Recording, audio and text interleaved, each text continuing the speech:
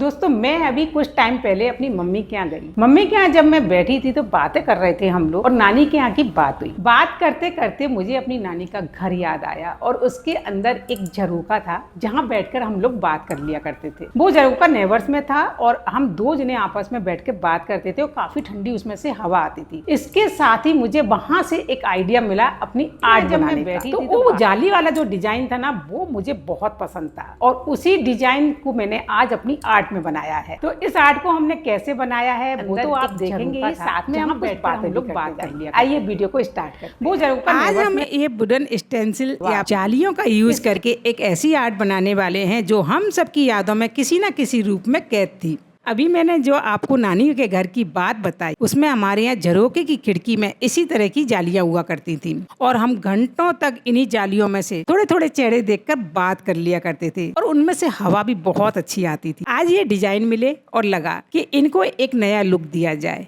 ये कुछ पीस भी हैं जो हम साथ में यूज करेंगे, पर इनका बेस बहुत रफ है। तो चलो सबसे पहले तो इसको स्मूथ कर लेते हैं। स्मूथ करने के लिए मैं लगा रही हूँ यहाँ पर स्मूथ सॉल्यूशन। अब आप पूछेंगे ये स्मूथ सॉल्यूशन क्या है?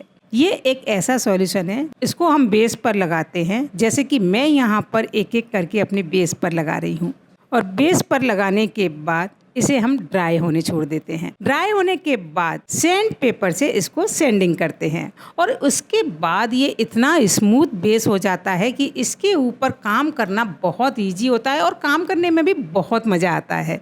कलर तो बहुत अच्छे आते हैं। अच्छा, आप चाहो तो एक काम कर सकते हो, यहाँ पर एक व्हाट्सएप नंबर शो हो रहा है, आप वहाँ जा कर के नहीं आप भी इसे बाय कर सकते हो।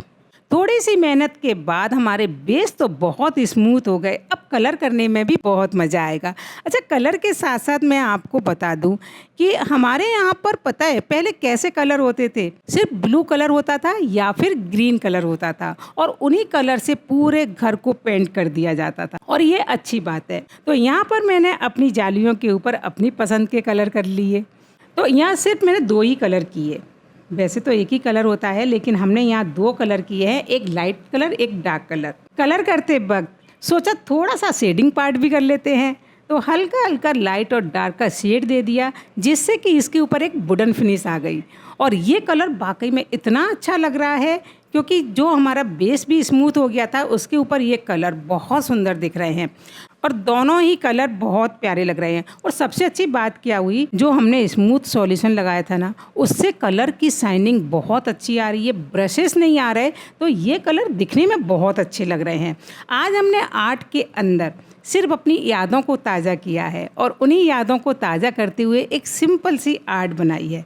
तो सारे कलर करने के बाद में जो छोटे छोटे पीस थे ना, तो मैंने सोचा क्यों ना इन पीस को इनके साथ इस तरह से अटैच किया जाए कि दोनों बिल्कुल ही अलग भी लगें और सुंदर भी दिखें। साथ में ऐसा लगे कि हाँ दोनों एक साथ भी हैं और डिज़ाइन भी अच्छा दिख रहा है। तो इनके ऊपर हमने थोड़ा सा लाइट कलर कर दिया। लाइट कलर करने के बाद में अब आप देख सकते हो कि डार्क और लाइट दोनों का कॉम्बिनेशन बहुत सुंदर लग रहा है। तो कलर करने के बाद जब ये ड्राई हो गए उसके बाद मैंने यहाँ बैक साइड में फ्रेम लगाई है। फ्रेम कैसे लगाई? कुछ नहीं किया, वुडन पीस लिया, जो हमारी बीडिंग वुडन आती है उसको लिया और उनके नाप के कट कर लिए। कट करने में बहुत टाइम लगा, साथ में हाथ से कट करना कोई ईजी तो नहीं है, बट ये छोटी छोटी काम के लिए हम बार बार मार्केट भी नहीं जा सकते हैं, तो थोड़ी सी मेहनत हमने घर में ही कर ली और फनर से मैंने ये सारे पीस काट लिए। पता है आपको, 1-2 पीस तो नहीं कटने थे, यहाँ पर पूरे मैंने 12 पीस कट किए। हाथ बिल्कुल लाल हो गए थे काट काट करके। जब वो इनको मैंने लगाया ना तो ये सारी मेहनत मेरी वसूल हो गई। अब मैंने यहाँ वुडन फ्रेम तो बना लिया, लेकिन इसके बाद मुझे लगा कि हमारी इतनी सुंदर जालियां तो तैयार हो गई, लेकिन पहले की जालियों में से तो हम आपस में एक दूसरे को देख लिया करते। तो मैंने यहाँ पर क्या किया, इसके लिए मैंने यहाँ पर एक लाइटिंग लगाई।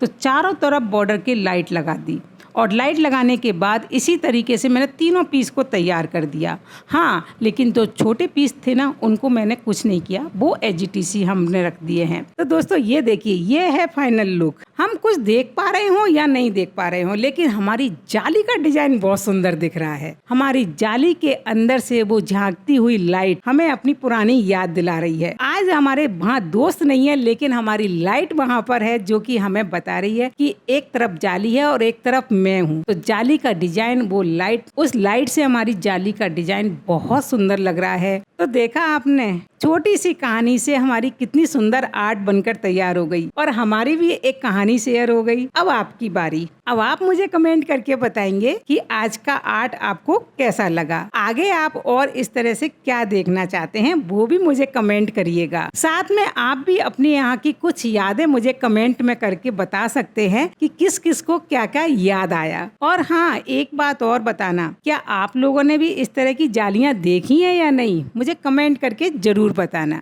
तो मिलते हैं एक नई वीडियो में एक नई कहानी के साथ। Bye bye.